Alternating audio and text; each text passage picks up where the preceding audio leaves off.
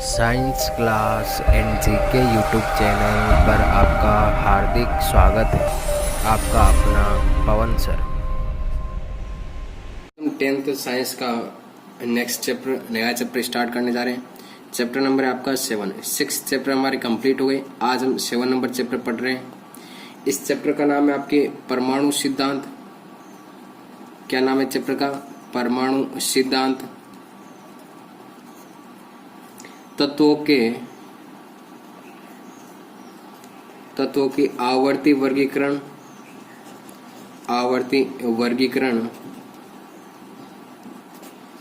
एवं गुणधर्म इनके बारे में पढ़ेंगे। ठीक है, इस चैप्टर में।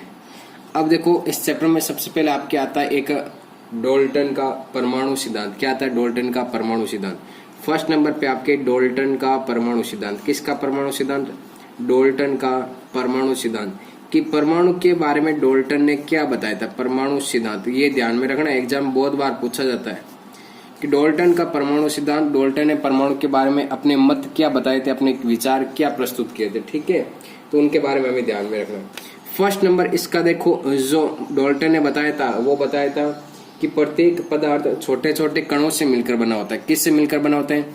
कि प्रत्येक जो पदार्थ होता है, प्रत्येक पदार्थ किससे मिलकर बना होता है? छोटे छोटे कणों से मिलकर बना होता है। छोटे छोटे कणों से मिलकर बना होता है। क्लियर है बात यहाँ पे? सेकेंड नंबर बात इसमें क्या ध्यान में रखनी है आपको कि जो परमाणु होता है वो सबसे छोटा कण है जिसको आगे विभाजित नहीं किया जा सकता। कि परमाणु क्या आपके परमाणु सबसे छोटा कण है। परमाणु सबसे छोटा कण है जिसे आगे विभाजित नहीं किया जा सकता। जिसे आगे विभाजित नहीं किया जा सकता। ये बात ध्यान में रखना। ठीक है। थर्ड नंबर इसने जो बात बताई थी वो बात बताई कि एक ही तत्व के सभी परमाणु समान होते हैं। कि एक ही तत्व के जो परमाणु हैं, एक ही तत्व के सभी परमाणु क्या होते हैं? समान होते हैं। बात क्लियर है यहाँ पे कि एक ही तत्व के सभी परमाणु क्या होते हैं? समान।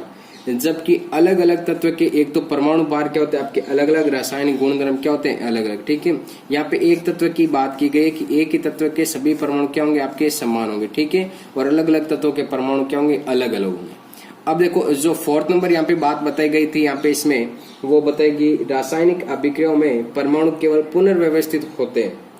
अतः रासायनिक अभिक्रियाओं में उनको नष्ट नहीं किया जा सकता। कि परमाणु होते हैं वो पुनर्व्यवस्थित होते हैं। ठीक है, परमाणु पुनर्व्यवस्थित होते हैं, न कि उनका निर्माण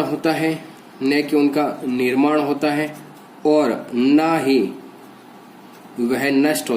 नष्ट होते। ये बात ध्यान में रखना। ठीक है, कि ना तो उनका निर्माण किया जा सकता, न ही उनको नष्ट कर सकते। देखो, ये था डाल्टन का परमाणु सिद्धांत। क्या बताया था डाल्टन ने? कि प्रत्येक पदार्थ है वो छोटे छोटे कणों से मिलकर बना है। ठीक है, जैसे कि हमारा शरीर वो किससे मिलकर बना है? कोशिकाओं से। तो कोशिका ही सबसे छोटी इकाई होती है। इसी प्रकार मान लो कोई आप घर में कोई भी आप व्यंजन बनाते हो, वो भी क्या आपके छोटे छोटे पदार्थों से मिलकर बना होता है। अनेक सारे उसमें क्या होते हैं? आपके व्यंजन होते हैं। ठीक है, हर एक चीज जो भी आप जिसकी बुक्स लेते हो वो भी आपके छोटे छोटे पदार्थों से बनी होती है। तो वो क्या कहलाता है? आपके उन छोटे छोटे कणों को क्या नाम दिया? इसने परमाणु नाम दिया।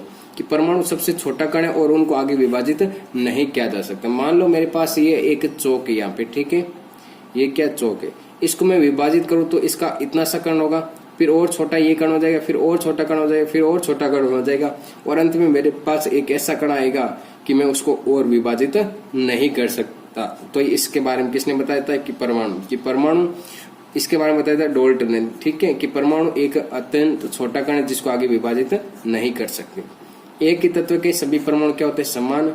और परमाणु पुनर्व्यवस्थित होकर, जो रासायनिक अभिक्रिया हमने पढ़ी थी पिछले चैप्टर में, उसमें देखा था कि परमाणु पुनर्व्यवस्थित होते हैं, ना कि उनका नष्ट होता है और ना ही उनका निर्माण होता है। ठीक है, ये था परमाणु का सिद्धांत। सेकेंड नंबर जो सिद्धांत आता है वो सिद्धांत आता है थॉमसन का परमाणु मॉडल। किसका? थॉमसन का परमाणु मॉडल। थॉमसन का परमाणु मॉडल कि थॉमसन ने क्या बताया था परमाणु मॉडल के बारे में, अपने परमाणु मॉडल में परमाणु के बारे में इसने क्या बात समझाई थी, उस बात को हमें यहाँ पे ध्यान में रखना है। ठीक है, तो फर्स्ट नंबर जो इसने बात बताई थी वो बताई कि एक तो इसने जो थॉमसन का परमाणु मॉडल दिया था वो दिया था आपके 1898 में। कब दिया था? 1898 में दिया था। ठीक है, इसके अलावा इसने बताया था कि जो परमाणु होता है वो परमाणु आपके 10⁻⁻10 m का एक क्या होता है?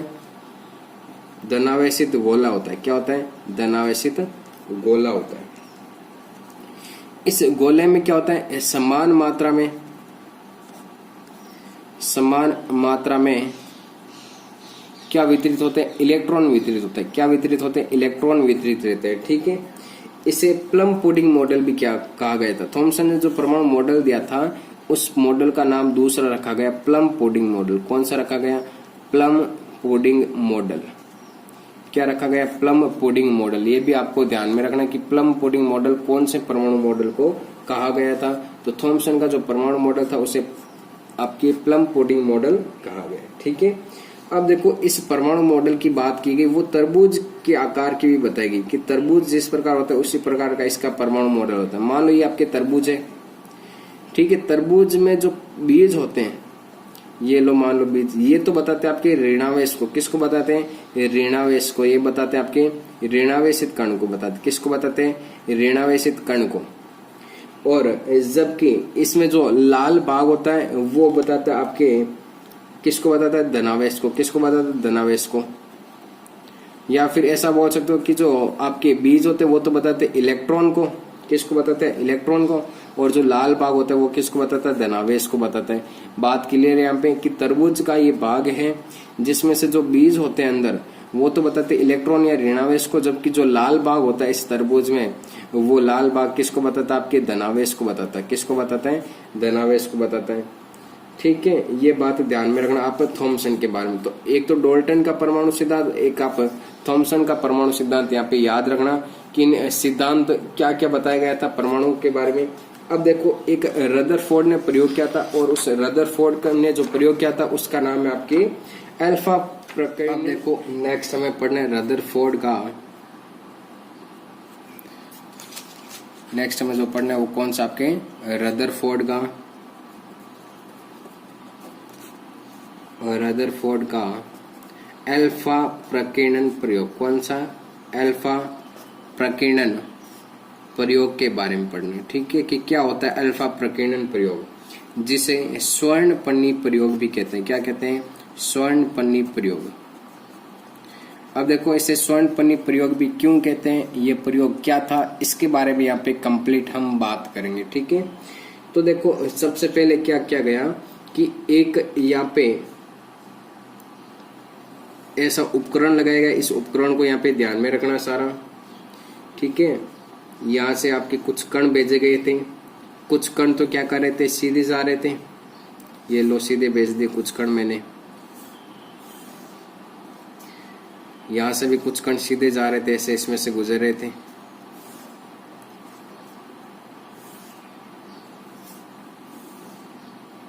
लेकिन कुछ कण क्या हो रहे थे? अपनी जगह से विक्षेपित हो रहे थे, वापस नहीं आ रहे थे। कुछ कण क्या हो रहे थे? अपनी जगह से विक्षेपित हो रहे थे। ठीक है, इस बात को समझना।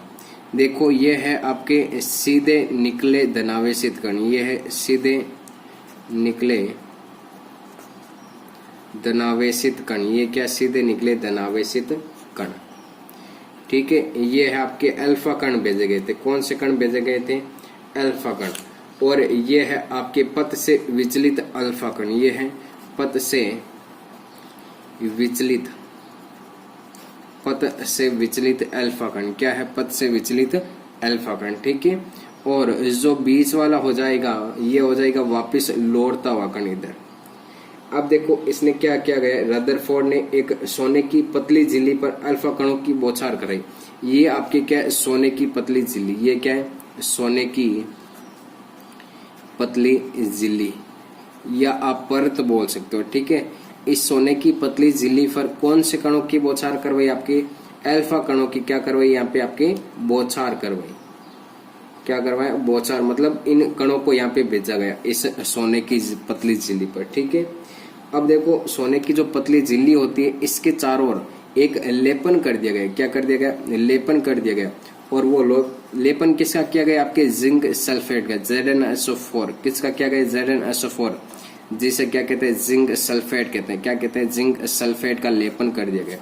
क्यों किया गया लेपन, जिससे आपके अल्फा कण ये सोने की पन्नी अवशोषित नहीं कर सके, इसीलिए यहाँ पे क्या कर दिया गया, ये सोने की जो आपकी ZnSO4 होता है, इस ZnSO4 को सोने की पतली झिल्ली के चारों ओर लेपित कर दिया गया। ठीक है, अब जैसे अल्फा कणों की बौछार करवाई तो यहाँ पे निम्न निष्कर्ष प्राप्त हुए। और वो निष्कर्ष क्या है, ध्यान रखना कि क्या निष्कर्ष प्राप्त हुए, क्या मतलब है यहाँ पे कि अल्फा कणों को भेजा गया। तो ध्यान रखना, कुछ अल्फा कण तो क्या करते हैं, इस सोने की जो पतली झिल्ली होती है उसको क्या कर जाते हैं, पार कर जाते हैं। ठीक है, लेकिन बहुत कण ऐसे होते हैं जो अपने पथ से क्या हो जाते हैं, विचलित हो जाते हैं। कुछ कण तो क्या होते हैं, सीधे पार कर जाते हैं, कुछ कण अपनी जगह से क्या हो जाते हैं, विचलित हो जाते हैं।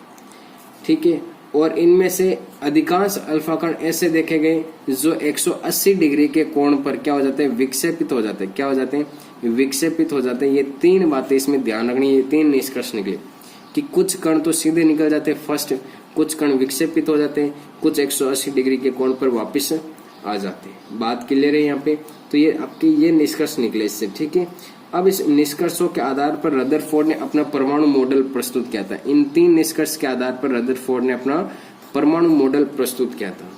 और परमाणु मॉडल में क्या बताया कि संपूर्ण धनावेश तथा द्रव्यमान नाभिक में होता है। जो भी संपूर्ण धनावेश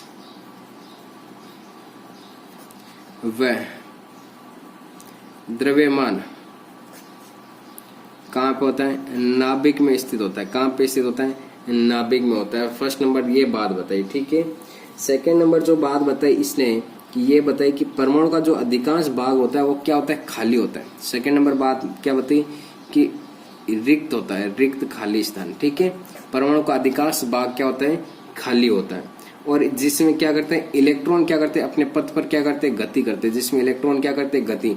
ये मान लो परमाणु का आकार है, इसमें इलेक्ट्रॉन क्या करते हैं, गति करते हैं। और बीच का स्थान क्या होता है, आपके खाली होता है। ऐसा किसने बताया था, रदरफोर्ड ने बताया था। और इन वर्ताकार जो पथ है, इन वर्ताकार पथ को क्या कहते हैं, कक्ष कहते हैं। क्या कहते हैं, कक्ष। और इन कक्ष में क्या करते हैं, जो इलेक्ट्रॉन होते हैं वो गति करते रहते हैं। ठीक है, और बीच में क्या हो जाएगा, यहाँ पे जो नाभिक है, नाभिक में क्या होता है, आपके धनावेश होता है। ये लो, नाभिक में क्या होता है, धनावेश होता है। तो ये किसने बताया था, आपके इस रदरफोर्ड ने बताया था। ठीक है, और इसने कौन सा प्रयोग किया था, प्रकीर्णन प्रयोग, जिसे अल्फा कण प्रकीर्णन प्रयोग। ठीक है, जिसे स्वर्ण पन्नी प्रयोग भी कहते हैं। क्यों, क्योंकि यहाँ पे सोने की पन्नी का प्रयोग किया गया था। इस सोने की पन्नी के चारों ओर जिंक सल्फाइड का आपके प्रयोग किया गया था। और इसमें से तीन निष्कर्ष निकलते, कुछ कण सीधे चले जाते हैं, कुछ कण विचलित हो जाते हैं, कुछ कण वापिस 180 डिग्री के कोण पर लौट आते हैं। इन तीन बातों को आपको यहाँ पे ध्यान में रखना है। ठीक है, बाकी के जो आपके और मॉडल है, जैसे नील्स बोर का मॉडल या डोबेराइनर का त्रिक, ये सारे नियम हम नेक्स्ट क्लास में पढ़ेंगे। ठीक है।